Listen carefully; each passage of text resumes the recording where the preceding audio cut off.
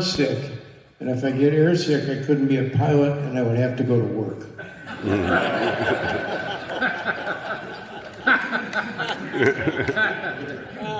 I know my mother would agree with that. My military heritage stretches as far as we can track it from the Civil War through the Spanish-American War. Distant relative George Burton Meek, U.S. Navy, was the first serviceman killed in the Battle of Spain when the Maine blew up. He was a coal tender or something on that. My parents are part of the greatest generation. My father was U.S. Navy, my father-in-law U.S. Army, and my uncle was Merchant Marine. My mother and aunt were both Rosie the Riveters. Other than that, they didn't contribute. So, in honor of them, I was able to be part. I got involved when the 75th anniversary of D-Day was coming up. It seemed like something I wanted to do. So I located the airplane, which lives in Riverside, California, and convinced them that I needed to go along and help. And I was able to do that. We went over and did Normandy. We had one of 5 airplanes that were real McCoys that were all there in June 6, 44, which was real special. Made us pretty much rock stars. The Germans called us up and wanted to see if they could come down to Normandy, and we said, no, we can't. You guys are the bad guys. Remember? It's in the books. So they said, well, how about afterwards, 5 years later was the Berlin airlift. And Dahl and others started that process. She was in everything, I mean, all kinds of things. So could you come up and help us do the 70th anniversary of the Berlin airlift? And we said, we'll be happy to do that. So after we left France, we went up to Germany. Then we came back and went to the Paris Air Show. Also, and I'm used to seeing jet fighters and Concords and all kinds of fancy stuff, and here's this 80-year-old airplane going 100 miles an hour. but nonetheless, it was a good deal. And then we came home. I can't explain, I've done a lot of flying, but the impact of just being involved in that was just tremendous. The European people treated us like we were the real McCoy, and in fact, we were just reenactors. And a couple of quick stories. I have a video for you. We had 27 of us, you'll see it in the picture together, and if you haven't heard 54 radio engines running in a while, it's pretty special. It's June 5th at 4:30 in the morning. We're getting ready to leave England. We were there for 4 days practicing. Our airplane, D-Day now, is a parachute airplane, kind of paratrooper airplane. And we're running, and it's just getting daylight, and 12 of us are out getting ready to take off. We're number 2, and my crew chief steps forward to me. The airplane's entirely open inside, and he says, we take 28 jumpers. And he said, we have 32 guys back here. Yeah. And these were all jumping in outfit and so on, no, static line jumps, original kind of thing. And I said, Mike, count again. And he turned around, made a 360, and set up, he said 28. I said, thank you. We're number 2, and we're going to the show. And I said, we are not going to do anything but go. And we did. We went 3 times that day. We duplicated what Dow did.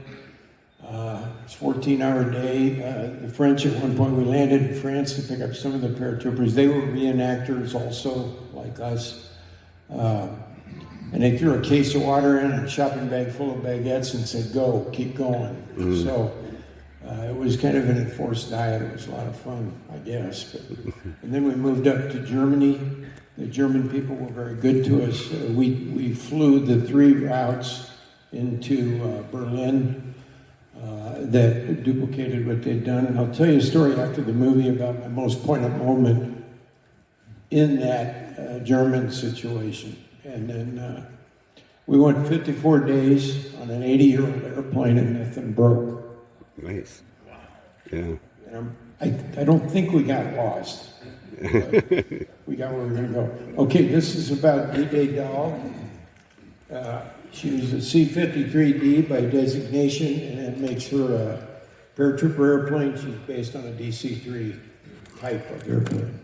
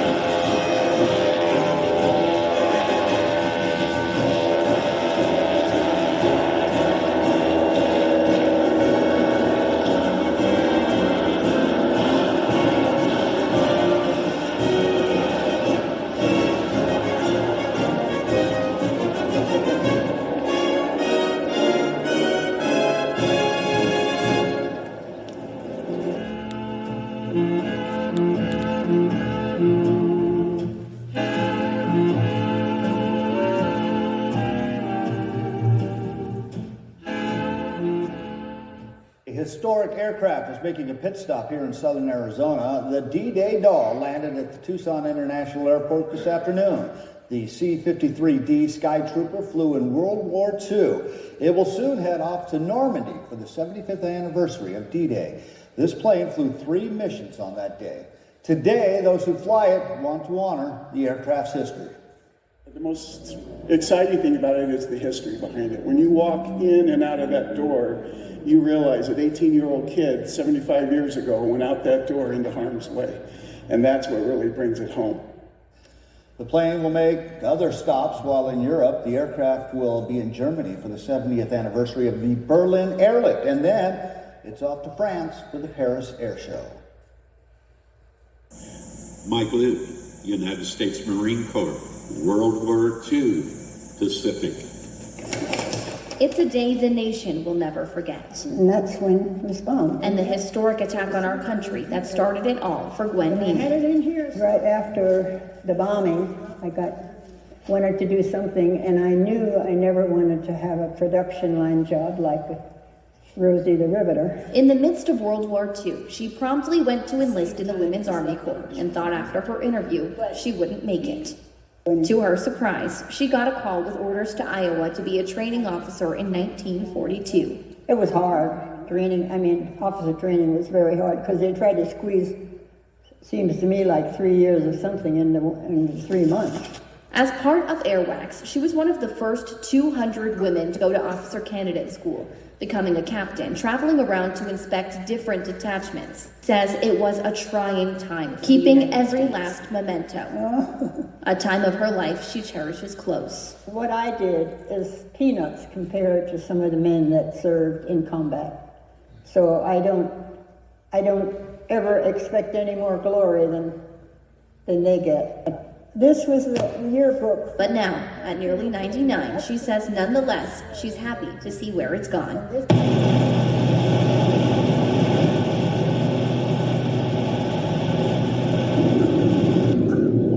From its first takeoff to the moment it landed at Bowman Field, this D-Day doll, as it's known, has had a flight plan defined by freedom.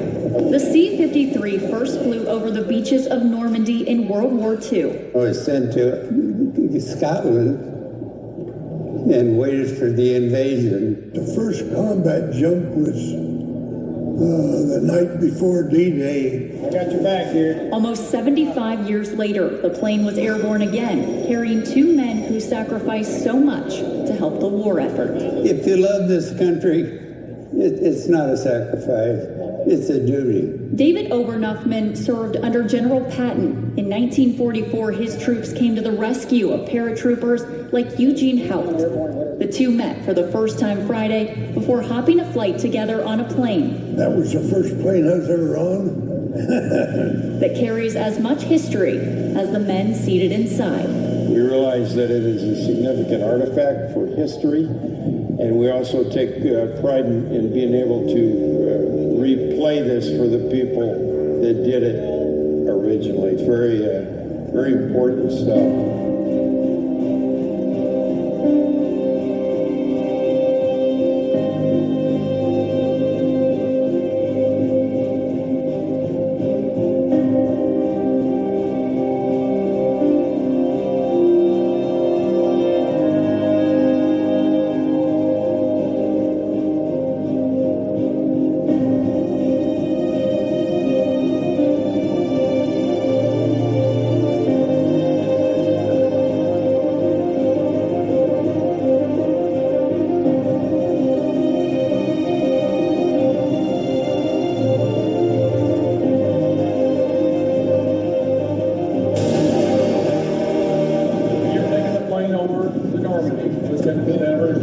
That's right. And then we here in Louisville, Kentucky, are going to be honoring all the World War II veterans in the Louisville area on the 75th anniversary of D-Day, which is June 6th. And we're going to be honoring these gentlemen. Are going to be there, right? Yeah, they're going to be there. And our game plan is to have over 100 World War II veterans here in Louisville. We believe it'll be the largest contingent of World War II veterans in the United States at one time. And we are honored to be able to honor you all for all that you did for us all those years ago. We're so honored that you were able to fly on this wonderful plane. Glad that you have all of you.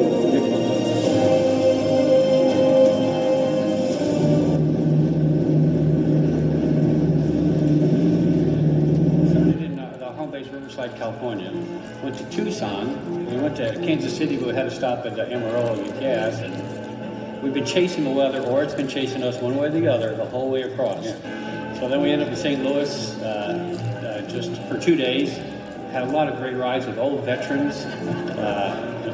Veterans who actually jumped on D-Day. It's been really spectacular. And it's been great. We had to install a modern navigational system in it to be allowed to fly both across the water and in the European air environment. We're getting acquainted with that. It's a new system, works really well, and we're real happy with it. It's something that we don't normally get to do because CAF, in order to preserve its airplanes, typically does not want you flying in anything other than good weather.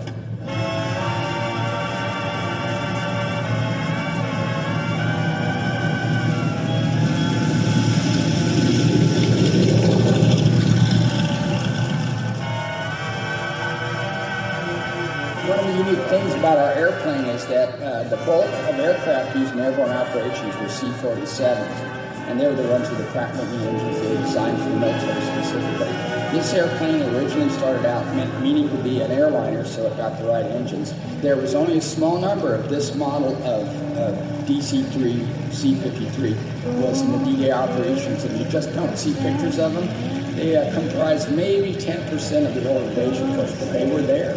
It's kind of neat because this is unique, and all the others are pretty much C-47.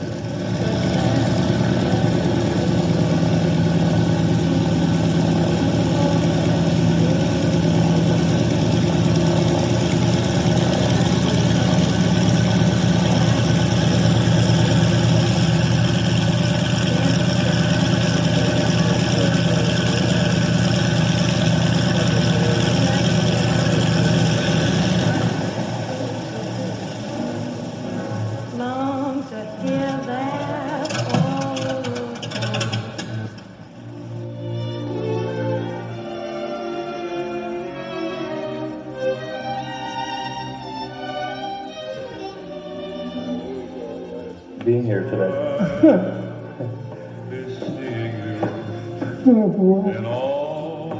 A 99-year-old World War II veteran pilot who flew missions in the South Pacific gets the surprise of a lifetime today, stepping inside a plane similar to the one he flew 75 years ago. But First Lieutenant Alfred Pepper's story started long before today, flying dangerous missions in a C-47 airplane over Japanese-held islands in the 1940s. As ABC6's Josh Rogers brings you Pepper's story, some kind people are helping him rewind time with a few gifts. And almost 70 years since you were in this. Yeah. Time can be cruel to our memories. I'm gonna get behind him and let him go. You okay? But at 99 years old, time hasn't touched First Lieutenant Alfred Pepper's memories from the cockpit, though it may have slowed his descent. There we go. With some help, Lieutenant Pepper turned back time.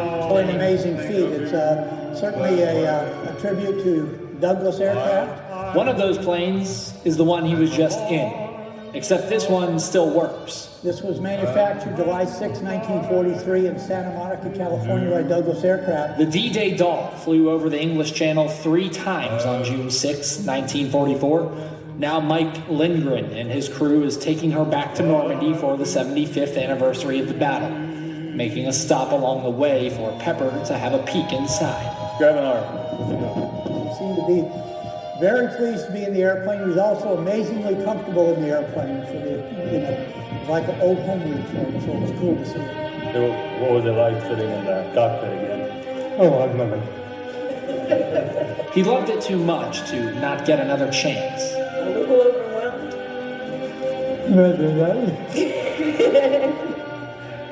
Time may have taken away Pepper's chance to fly the plane again. You're gonna like it, huh?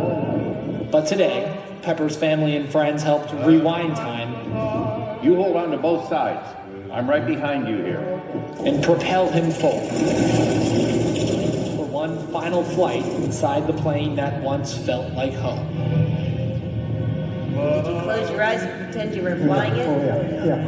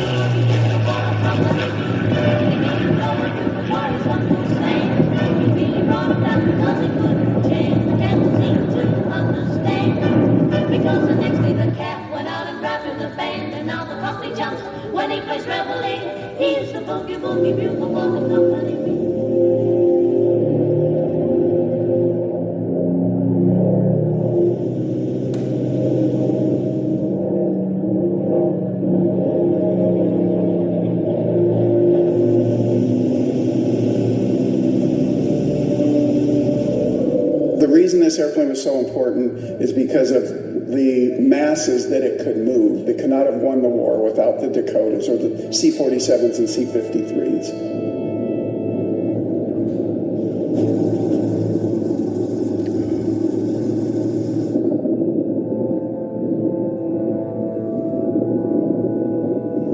On the 5th of June, we load up about 300 paratroopers and take off in formation and head over to Sonnerville, France, and drop almost 350 paratroopers. This is really an honor to do this.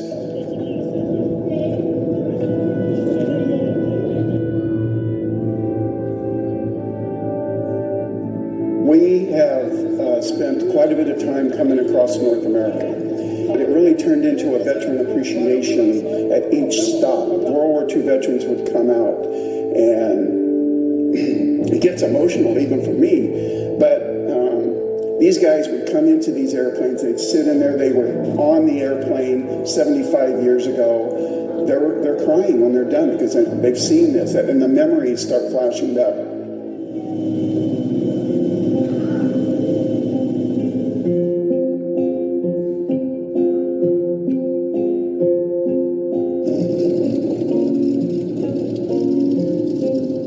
When we got her back in the late 90s, she was in airline colors, pretty beat up actually, and our wing decided to restore her back at that time to her original D-Day colors. It was, the OD green, the invasion stripes, the stars and bars of rondelles, which signifies the Army Air Force insignia.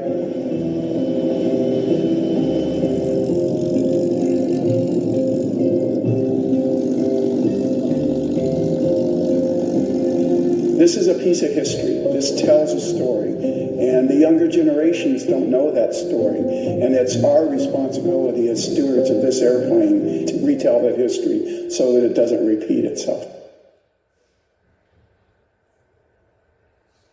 Back for the first time in 75 years. Lieutenant Colonel David Hamilton was only 21 when he was based here at North Witham with the US Army Air Force. It's overgrown a bit, and the runways look rough and tough. But after all, 75 years, I expected to come back and have the runways all dug up and cows, munching in the field. Aged 96, David is the last surviving pilot to have taken part. Yeah, we were shot at. We had over 200 holes in the airplane, and not a cable was cut, not a person was hit. But then they got 2 hits from 27 millimeter. I took a wingtip off and blew my magnetos out. It was scary, but we were too busy to be scared. We were anxious that we would maybe not do as good a job as we were expected to do. Later this week, David will cross the channel once more, this time as a passenger aboard a wartime.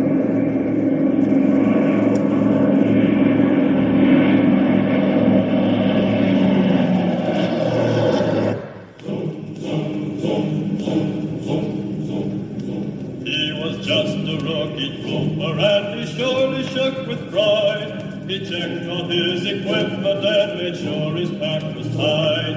He had to sit and listen to those awful engines roar. You ain't gonna jump no more. Glory, glory, what a hell of a way to die.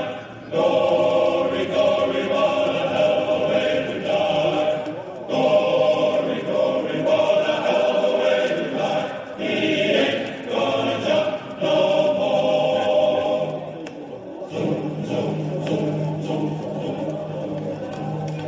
Is everybody happy? Cried the sergeant looking up. Our hero feebly answered yes, and then they stood him up. He jumped into the icy blast, his static line and hook, and he ain't gonna jump no more. Great. Beautiful drive. I beautiful jump, beautiful flight. Everything was perfect. It was morning here, dark there. And that was hard going on the D-Day jump. I landed standing up for the most part, and then went down to my knees and bounced a couple times because I had thrown so much equipment. And I had a difficult time getting out of that equipment. Yes. Brother.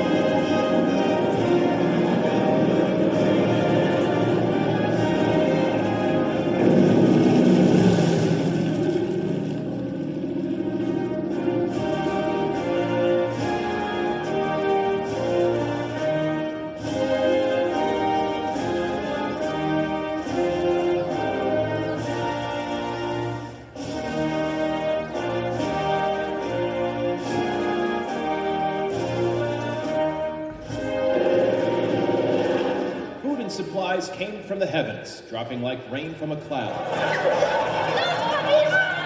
to the delight of hundreds of children. What is today a commemoration event in the German city of Wiesbaden was a matter of life or death for the people of Berlin 70 years ago. It was a good feeling to give people something they had to have to stay alive. Retired U.S. Air Force Colonel Gail Halverson was a young officer during the 1948 to 1949 Berlin airlift, also known as Operation Vittles, the massive U.S.-led humanitarian operation to feed Berliners trapped behind the Soviet blockade. It was the first big operation supporting a city by air. Flying airplanes in there to do that was a major accomplishment. One of the first flashpoints of the Cold War is immortalized in Halverson's personal films of the operation, where children are the stars of his movies and memories. And they were watching airplanes and waving at us as we took off, and there was always a crowd of kids watching where their breakfast was coming from, whether dried eggs and dried potatoes. As the mission dragged on, Halverson decided to add something to the menu, in a move that came to define the historic event.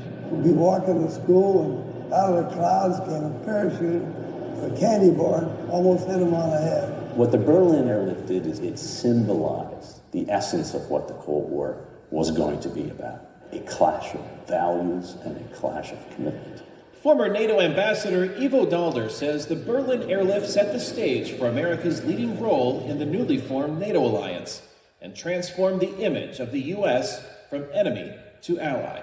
It showed the people who were being protected that the United States would be there, that it was always going to be there to help them, to defend them, to make sure that they would be secure. A message Dalders says needs reinforcement as the durability of the NATO alliance today is tested. Reminding people that the United States was there as liberator, not occupier, as friend and ally, rather than as adversary or bully, is the kind of thing that is really important to maintain the alliance and its strength in the next 7 years. I think that Germany is even more important to us today than it was Today at 98, Halverson is still honored in Germany as the candy bomber. But as time passes, Halverson is concerned the hard lessons his generation learned in the infancy of the Cold War and the friendships formed in the face of crisis are fading from memory. we can be isolationists and parry. We've got to be involved in what's going on with others. A message he continues to deliver in a mission that is still taking flight more than 70 years ago.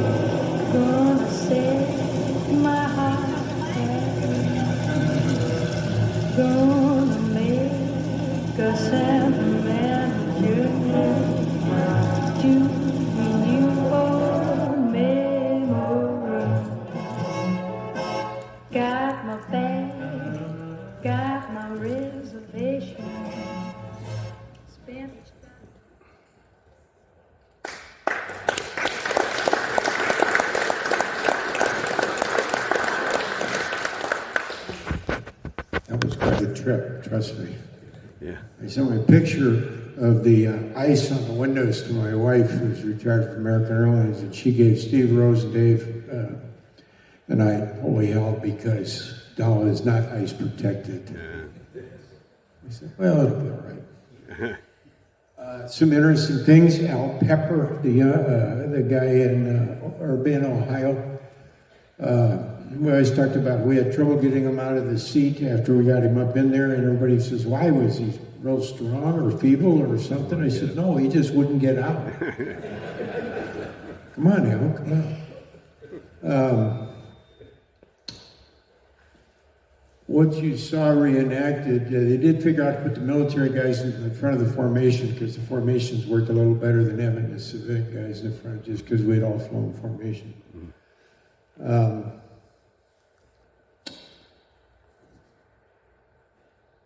What you saw was represented less than 1% of what went on.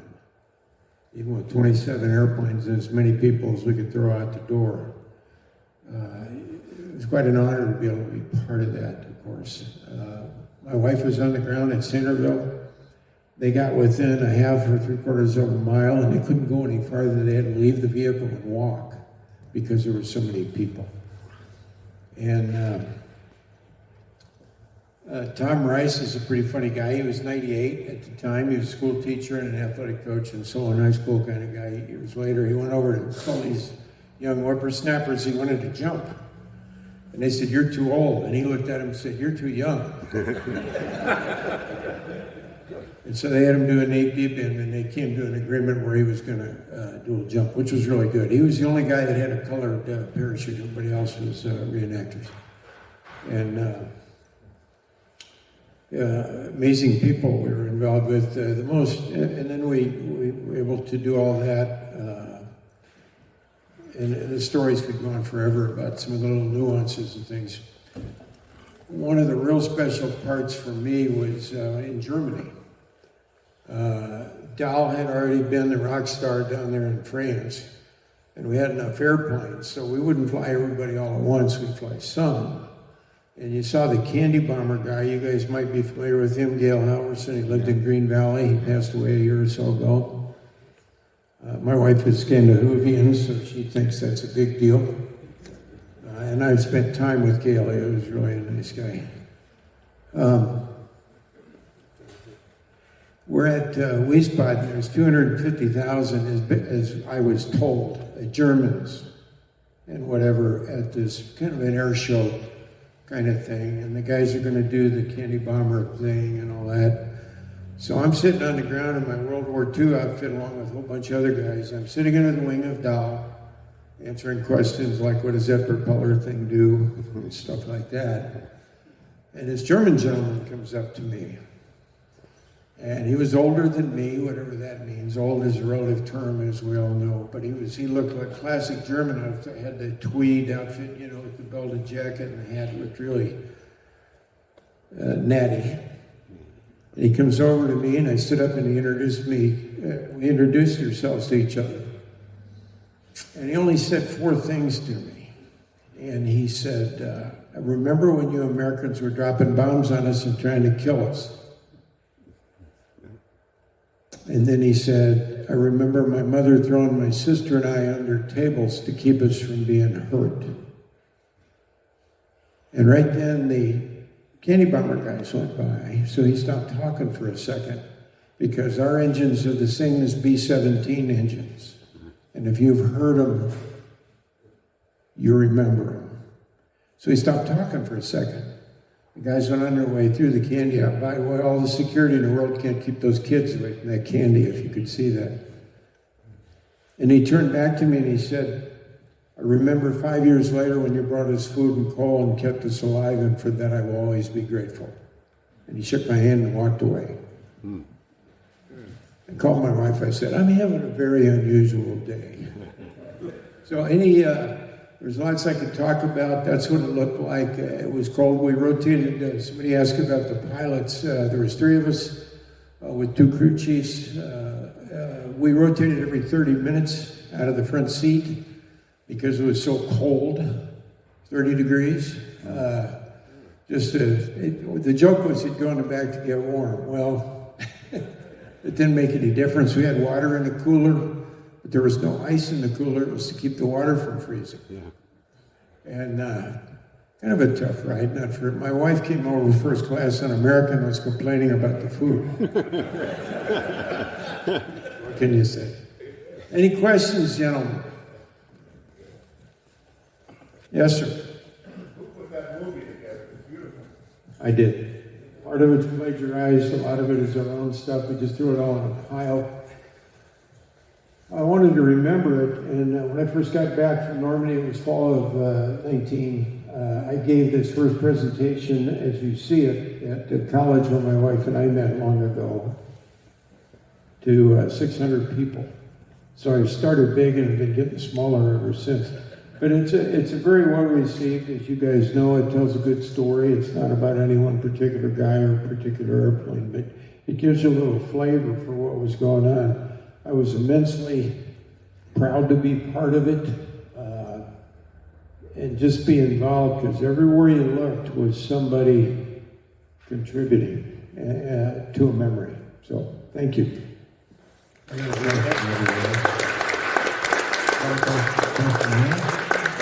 am Gary Peterson.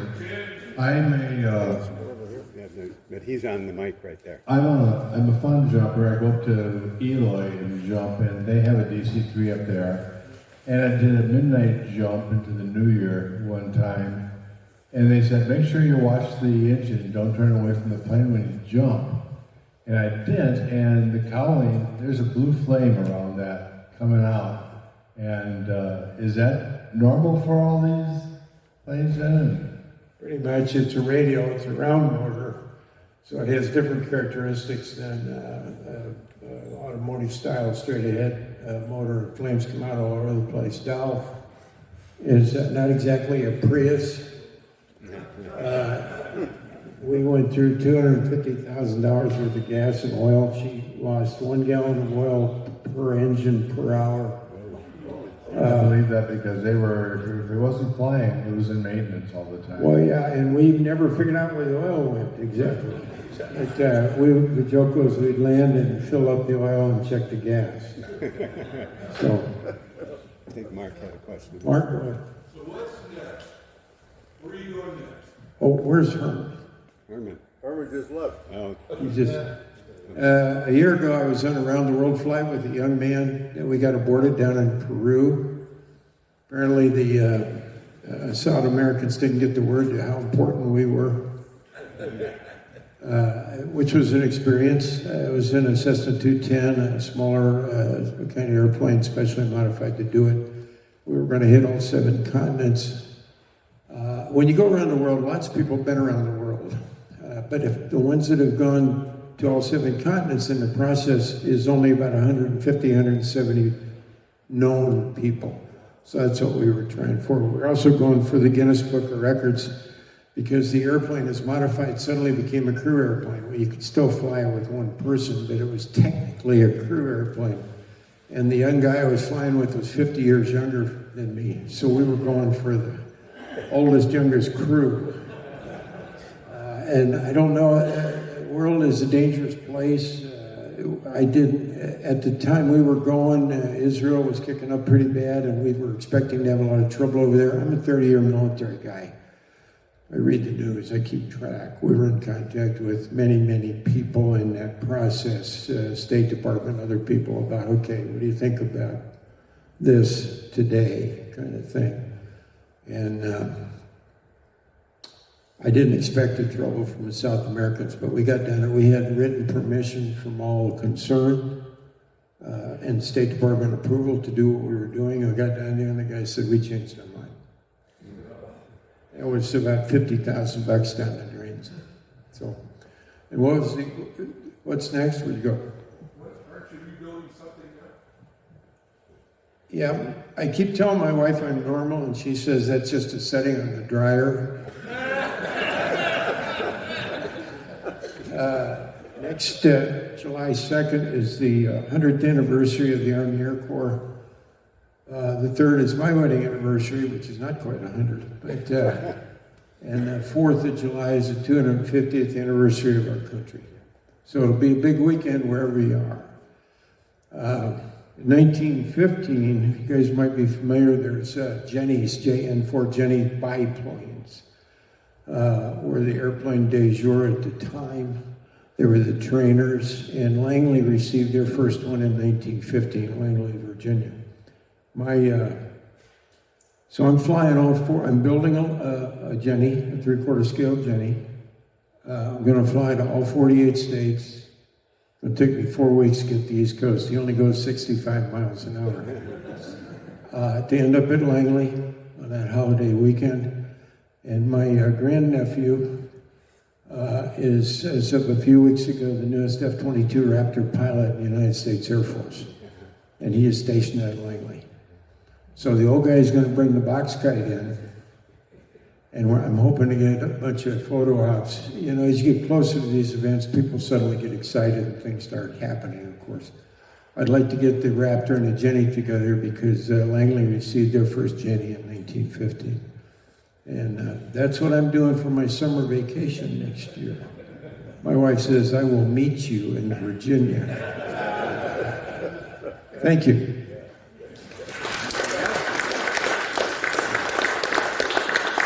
Hang on a second, Colonel Tim, Captain Colonel, can't get away.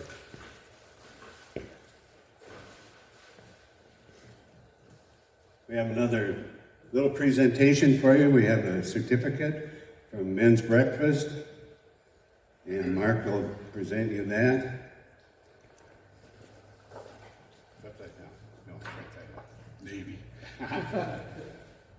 Say anything?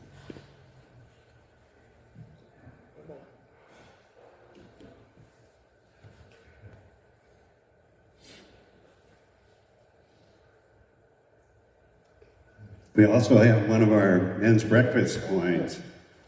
And we have on the back, called by God's Spirit, we are to be the presence of Christ in our daily lives so others will follow him. Thank you. Thank you very much. We look forward to you speaking again on your journey. I see Mark's aviator wings here on his chest. Army. I was never one of those guys. I was a blue suitor. But when this outfit changes by the patches, depending on if I'm in World War I, World War II, or later, and I have a name tag. I have a friend that embroiders my name tag I wear on my trip next summer. Was in fact Army Air Corps. So the wings will be Army Air Corps with my name and everything, because image is everything. And I'm just hoping I can convince the commander of Langley to let us come in there. I think that would be pretty cool. I like the history of the things. It just rings true, because there's a whole bunch of people came before us doing things. So, okay. Before we get away, if we could say the Lord's Prayer. One more thing, Mark. If I could get the members of past and present men's group up here.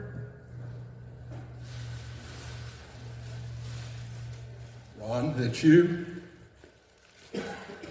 Herman left? Yeah, Herman. Okay.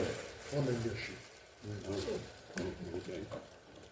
So, as you may know, Jim is taking a back seat, and we're going to be lost without him, but we know he's there for guidance, and we want to give him something appreciation. I had a cue on it. No, you don't know about this. No. There's a conspiracy. Maybe. Jim, you may be familiar with this certificate. I am. So on behalf of the Men's Breakfast, thank you for your leadership and dedication.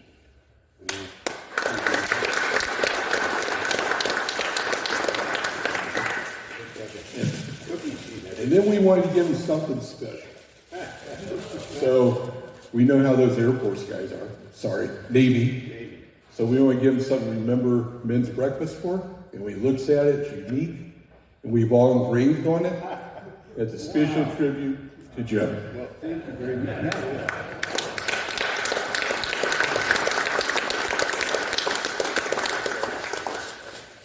Wow, that's really special. And you can use it too. You got to supply your own fork, knife, and spoon. Well, So there you go, buddy. thank you very much. I've really enjoyed being in Men's Breakfast. It seems like it's been longer than it's really been, but I have to step down. I told you last month, I've got cancer. I've had 75 radiation treatments, and it's just fatiguing for me to do a lot of activities that I used to do. So thank you all very much. Alan Bergstrom is not here. He has agreed to step forward and be the coordinator. I'll assist him, and hopefully we'll transition through into the next year. So again, thank you, everybody.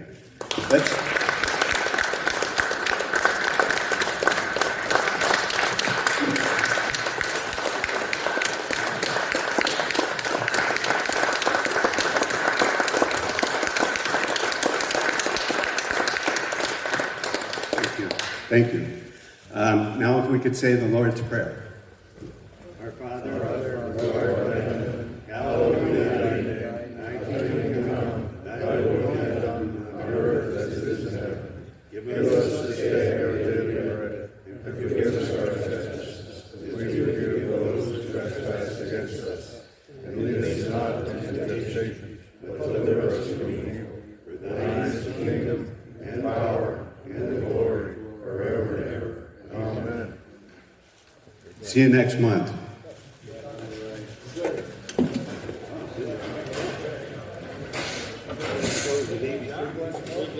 No, it's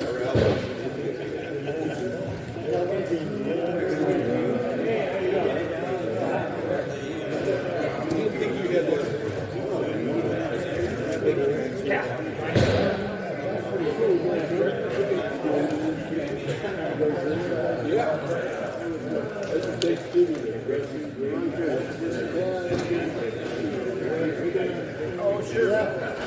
Guess what?